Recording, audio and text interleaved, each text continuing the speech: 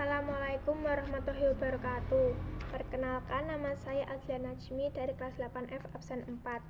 Di sini saya akan menjelaskan materi IPS bab 4, yaitu perubahan masyarakat Indonesia pada masa penjajahan dan tumbuhnya semangat kebangsaan. Kali ini saya akan menjelaskan materi tentang pengaruh kebijakan kerja paksa.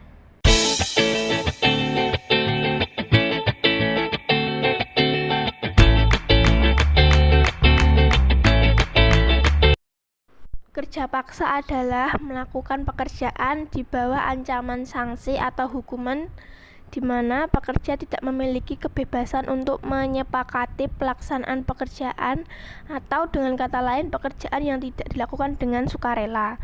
Contoh sanksi hukuman dapat mencakup ancaman kekerasan atau pembayaran upah ditunda. Penyitaan atau penahanan dokumen pribadi pekerja seperti akta kelahiran, ijazah sekolah, atau kartu tanda penduduk juga dapat dikategorikan ancaman kerja paksa karena pekerja tidak mungkin bebas untuk meninggalkan pekerjaan mereka atau untuk mencari pekerjaan di tempat lain. Kerja rodi diperuntukkan untuk melaksanakan kebijakan Daendels agar rakyat Indonesia bersedia bekerja untuk kepentingan Republik Bataaf. Pada masa jayanya Hindia Belanda, masa itu sekitar tahun 1807 pembangunan infrastruktur. Kemudian dengan masa penghambaan diri atau lebih dikenal dengan rodi. Pada zaman Herman William Daendels yang terkenal dengan sistem kerja rodinya atas rakyat Indonesia. Kerja rodi memiliki arti kerja tanpa upah, tanpa istirahat demi membangun sebuah benteng dan jalan raya, tanpa membantah apa yang telah diperintahkan oleh tentara Belanda dan menuruti apa yang diperintahkannya. Pada kondisi ini, rodi sendiri dikerjakan para lelaki secara bersama-sama atau serentak terhadap suatu proyek pembangunan tertentu. Sistem kerja rodi ini sangat tidak manusiawi dirasakan para rodi. Hal ini dikarenakan dalam sistem kerja rodi, pekerja hanya bekerja tanpa menerima bayaran, harus menyediakan sendiri makanan, tempat tinggal, dan kesehatannya. Pekerjaan untuk bangunan umum seperti jembatan, jalan, bangunan air sebagian dilakukan dengan menggunakan kerja paksa dan sebagian dengan pengongkosan dari keuangan pemerintah. Misalnya ketika pelabuhan Tanjung Priok mulai dibangun pada tahun 1872 dan selesai pada tahun 1893. Pelabuhan Padang pada tahun itu juga mulai dibangun. Sedangkan pelabuhan Berlawan sejak tahun 1890. Dari tahun 1890 sampai 1893 dibangun bangunan air untuk daerah persawahan yang sangat luas dengan mengerahkan tenaga 300.000 kerja harian oleh tenaga kerja paksa. Jalan Pos Anyar Panarukan, kini disebut Jalur Pantura, dibangun untuk mendukung mobilisasi militer dan memiliki panjang 1.100 km. Selain itu, Jalan Pos juga dapat memperlancar mobilitas ekonomi dan politik di Pulau Jawa. Rute Jalan Anyar, Cilegon, Serang, Tangerang, Batavia telah dibangun sebelumnya, sehingga Daendels perlu memperkuat, memperbesar, dan memperpanjang jalur tersebut. Ketika Jalan Pos Anyar Panarukan selesai dibangun, perjalanan Batavia-Surabaya dapat ditempuh selama 5-6 hari, yang sebelumnya hingga 14 hari waktu tempuh. Pembangunan Jalan Pos Anyar Panarukan memakan korban hingga 12.000 jiwa dan disebut oleh pemerintah Inggris sebagai genosida terbesar.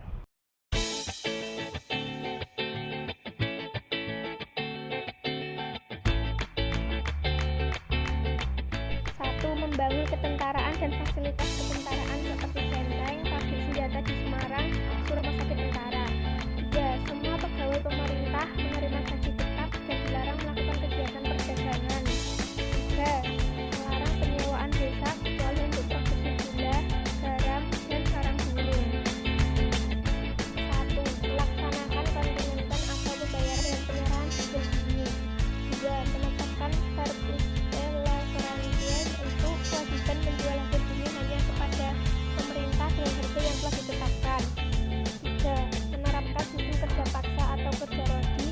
membangun fasilitas pemerintahan.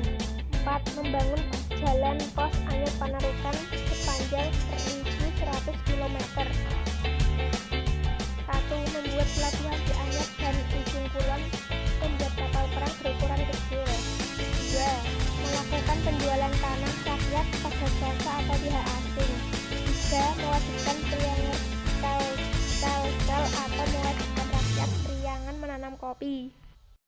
Tujuan kerja rodi. 1. Membuat jalan raya sepanjang 1.100 km dari Anyar hingga Panarukan. 2. Membangun pelabuhan serta kapal perang untuk kebutuhan militer. 3. Membangun pangkalan tentara dengan melatih orang-orang pribumi. Dampak adanya kerja rodi. 1. Rakyat semakin miskin karena sebagian tanah dan tenaganya harus disumbangkan secara cuma-cuma kepada Belanda. 2. Sawah dan ladang menjadi terlantar karena kewajiban kerja paksa yang berkepanjangan mengakibatkan penghasilan menurun. 3. Beban rakyat semakin berat karena harus menyerahkan sebagian tanah dan hasil panen, membayar pajak, mengikuti kerja rodi, serta menanggung resiko apabila panen gagal. 4. Akibat bermacam-macam beban menimbulkan tekanan fisik dan mental yang berkepanjangan. 5. Bahaya kelaparan dan wabah penyakit timbul di mana-mana sehingga angka kematian meningkat drastis. Untuk memperkuat pertahanan Hindia Belanda, Daendels menambah jumlah angkatan bersenjata hingga 18.000 sampai 20.000 serdadu. Serdadu tersebut merupakan rakyat yang berasal dari Manado, Jawa, dan Madura. Untuk mendukung perlengkapan militer, petani dipaksa memintal benang dan menenun kain. Selain itu, para pembuat gamelan di Semarang diubah menjadi pekerja pabrik mesin untuk keperluan senjata. Pembangunan jalan tersebut merupakan kebijakan pemerintah Republik Bataaf di bawah Gubernur Jenderal Herman Willem Daendels. Mereka memandang penting pembangunan jalur Anyar Panarukan. Selain untuk kepentingan pertahanan dan militer, jalur tersebut merupakan penghubung kota-kota penting di Pulau Jawa yang merupakan penghasil berbagai tanaman ekspor. Dengan dibangunnya jalan tersebut, proses distribusi barang dan jasa untuk kepentingan kolonial semakin cepat dan efisien. Pembangunan jalur Anyar Panarukan sebagian besar dilakukan oleh tenaga kerja manusia. Puluhan ribu penduduk dikerahkan untuk membangun jalan tersebut. Rakyat Indonesia dipaksa Belanda untuk membangun jalan. Mereka tidak digaji dan tidak pula menerima makanan yang layak. Akibatnya ribuan penduduk meninggal, baik karena kelaparan maupun penyakit yang diderita. Pengerahan penduduk untuk mengerjakan berbagai proyek Belanda, inilah yang disebut kerja rodi atau kerja paksa. Selama masa pemerintahan Daendels, rakyat mengalami kemiskinan dan penderitaan berkepanjangan sehingga menimbulkan kebencian. Kebencian tersebut memicu pertentangan atau perlawanan baik dari rakyat maupun pemerintah feodal atau kerajaan. Perlawanan tersebut misalnya datang dari rakyat Sumedang yang dipimpin Pangeran Kornel atau Pangeran Kusumadinata. Perlawanan terjadi karena rakyat dipaksa bekerja dengan perlengkapan sederhana untuk membuat jalan melalui bukit yang penuh batu cadas. Daendels juga pernah mengasingkan Sultan Banten ke Ambon karena tidak mendukung Daendels. Karena hal tersebut terjadi pertentangan di Kesultanan Mataram. Dengan politik Divide et Impera atau adu domba, Daendels memecat Sultan Hamengkubuwono I, kemudian digantikan oleh Sultan Sepuh.